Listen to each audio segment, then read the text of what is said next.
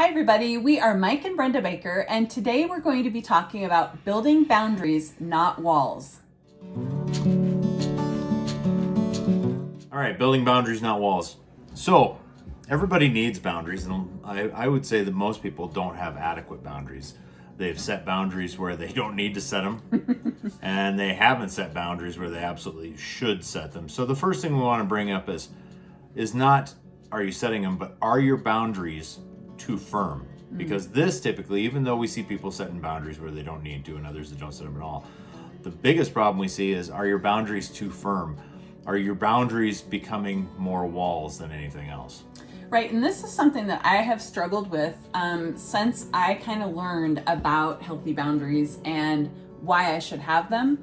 I'm good with most people, but when it comes to close friends and family members, what I tend to do is, or prior to learning about healthy boundaries, I wouldn't set the right boundaries. And so kind of to a certain degree, I let my friends and family members kind of walk all over me, which then it would just build up, and then I would get so angry and blow up, and it would become this way bigger deal than it really needed to be. So I learned that if I started to kind of let people know when they were doing things that really upset me in a kind way, then I wouldn't get to that point where I would blow up.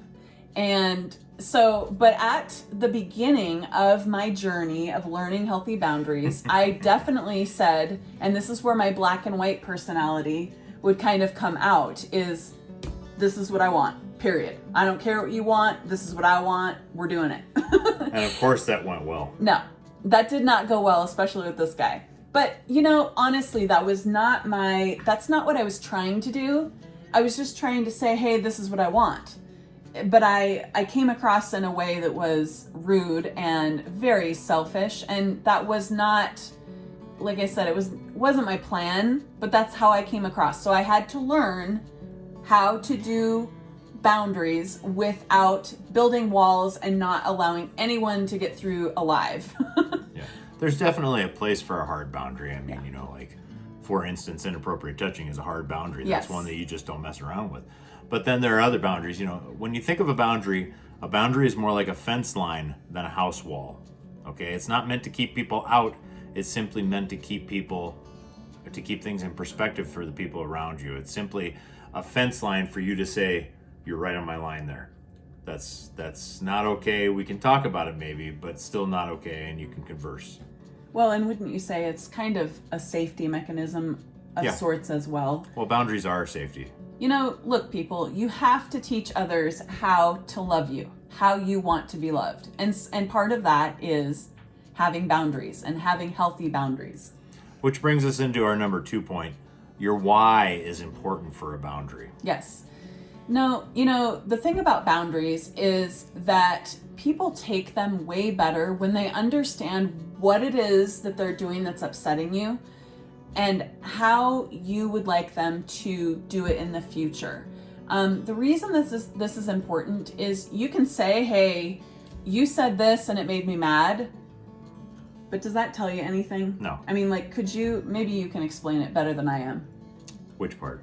Just the why it's important to explain your why. Okay, so I'm an info guy, all right, which means I like information. The more information you can give me, the better. She is not an info person. She does not like to give info, nor does she like to receive a lot of information. I like to learn. It's got to be about something I'm interested in.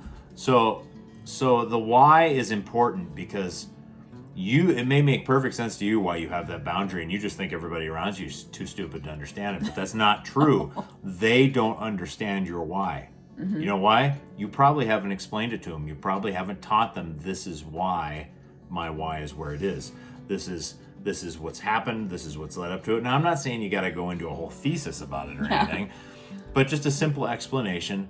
Look, I don't like this, or this is where I'm drawing the line because of this. And that's all you need to know. And it will help others. It will help others understand that you're not just being crabby, and you're not just being, you're not just being a jerk, and you're not just being unreasonable.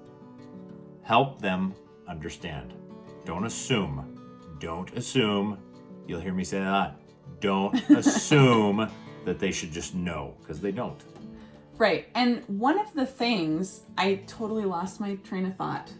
Oh, I hate it when I do that. Dang it. We'll come That's all back. right. So that leads us into number 3.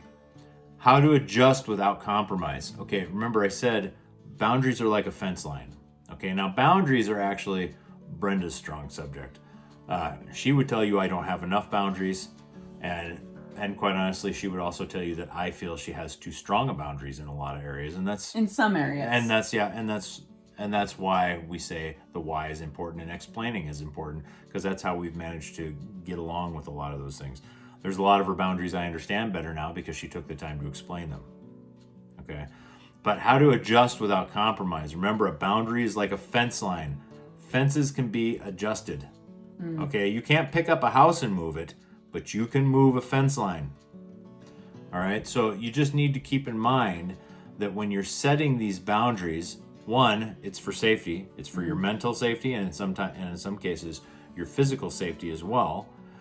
And it's important to have a strong why, and it's important, if it's not a strong boundary, that you don't turn that boundary into an impenetrable wall, that now those who love you cannot show their love anymore, or encourage you or anything, because you have drawn the line that cannot be crossed. All right, and at that point, it's no longer a fence line. Right, and part of the reason that we like to teach people to kind of work hard to tell people the why and things like that is because that way you're not dealing just in your bruises, the things that, you know, will trigger you or whatever. If you have boundaries and people understand why you have these boundaries and what it brings up for you, basically they want to do what's going to help and encourage you. Right. They want to love you. My friends and family members weren't trying to be mean, most of them. There were a couple, but they just didn't understand that their words were affecting me in such a harsh way. And especially tone really gets with me.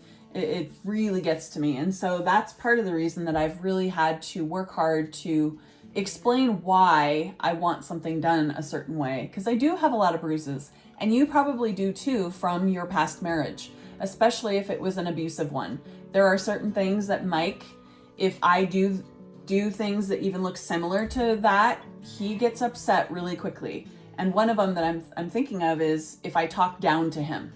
If I have a tone that's negative and makes him feel like I think he's stupid, then he reacts to that every single time. So I've really had to learn to manage my tone in such a way that I never come across that I think he's stupid, because I don't ever. Even when I'm really upset with him, I'm usually upset because I know I'm wrong and I don't want to admit it. Just saying. So just, what does this have to do with remarriage? Okay. If you're in obviously, if you're watching this, you're more than likely remarried or moving towards remarriage. You may find that you have a lot of similar problems in your new marriage that you had in your last marriage. Mm-hmm. Why do we bring up boundaries? It is entirely possible that you have brought those old boundaries with you, which is just like bringing old baggage, and now you expect your new spouse to hold to a boundary that wouldn't hold up in the first marriage. Okay, so just keep that in mind. I'm not saying it's a bad boundary either. I'm saying you need to rethink your boundaries. You need to reestablish them as, is this a valid boundary? Not because I'm selfish and I just want this, but because it's valid. All right? My last partner wasn't trustworthy. This one is. Is this still a valid boundary? My last one was abusive. This one is not. Is this still a valid boundary? Is my safety, my physical safety, still a valid boundary with this person as compared to the last one? You can't just bring that in and slap it on them like a sticker on a suitcase and say, oh, yeah, that applies to you too. It doesn't. Mm-hmm.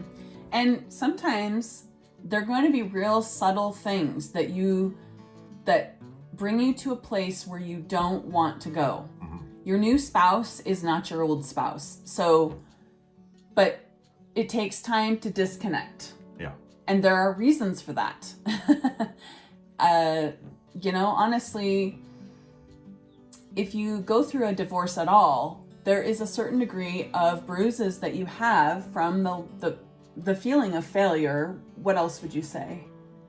Well, a lot of it just comes from the feeling of failure. Yeah. Yeah. Yeah. A lot And of it's so, fueled by that. right. And you don't want to have everything come from that place within your heart. So part of healing from your previous marriage is really working on these little subtle things that hurt your heart. Yeah. And I'm going to link below the free course that we have for learning to move forward after a divorce. Even if you've been divorced for 5 years, what we have found is that people are still living in their bruises. A lot of the times there's difficulty in moving forward because they don't know what it is they need to work on. So that program is designed specifically for that. And like I said, it'll be down below. Go there, take it. It's emails, daily emails that come to your email, and you can just go through them. They're short, but yet they're impactful. Yes. So, all right, well, that's all for today. We thank you very much for being with us today. And if you have found some awesome tip in this video, we'd ask you to please share it with your friends and family or whatever, because it's not just you that has things that you have to work through. So we thank you very much for being with us. Please subscribe, and we will talk to you again soon. Bye.